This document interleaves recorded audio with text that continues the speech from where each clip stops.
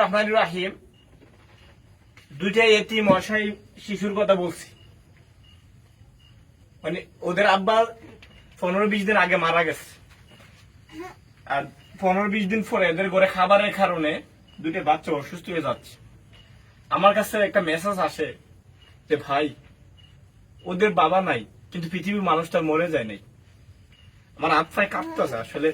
আপনাদেরকে দেখাবো, দেখেন কি বিবর্ষ, একটু দেখান।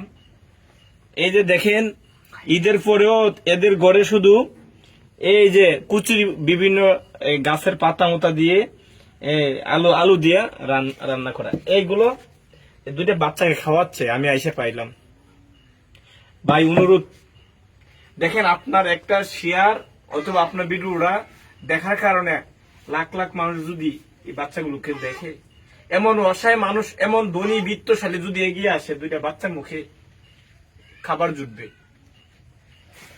তোমার আব্বু কি মারা গেছে? মারা গেছে। তোমার আব্বুর জন্য মায়া লাগে না? তোমার আব্বু আদর করতো?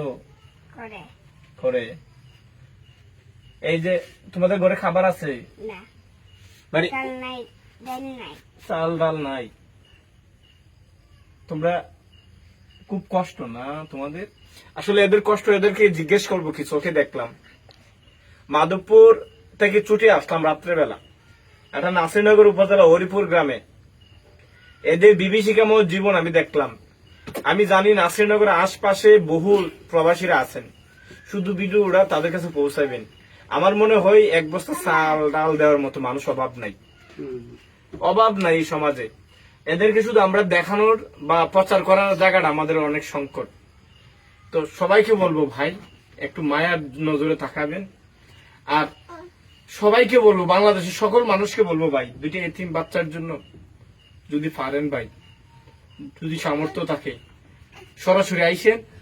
আর যদি না পারেন ভাই, ওদের খাবারের জন্য এক বস্তা চাল ডাল আলু সবজি এইগুলোই দরকার। ওরা হয়তো বিল্ডিং চায় না, এদের ঘরে একটা ফ্যান লাগাই দিতে পারেন। আর এখানে প্রচুর গরমে কষ্ট করে ভাই। এই ঘরটা হইলো এই আপনার ওনার খালাম্মার বাড়ি। ওনার কোনো ঘর নাই, সরকারি হাউজিং এ থাকতো, কিন্তু উনি অসুস্থ হওয়ার পরাতে উনি এখানে নিয়ে আসছিলেন। এই ঘরে উনি মারা গেছে। আজকে বাচ্চাগুলো দুইটা খাবারের অভাবে কষ্ট করতেছে। ওদের কি পৃথিবীতে আপন বলতে আর কেউ নাই? একটু একটু ভাই মায়া করেন ভাই। অত সম্পদ আপনার কত জায়গা নষ্ট হচ্ছে, আর তাদের জন্য শুধু একটু আলু চাল ডাল দরকার। তাদের পাশে একটু দাঁড়াবেন। সবাই এই ভিডিওটা শেয়ার করবেন। আল্লাহ হাফেজ।